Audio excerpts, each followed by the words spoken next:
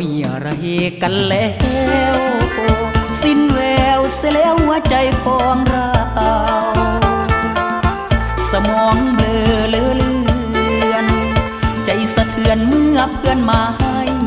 ข่าวว่าเธอกับเขาลึกซึ้งเกินดึงคื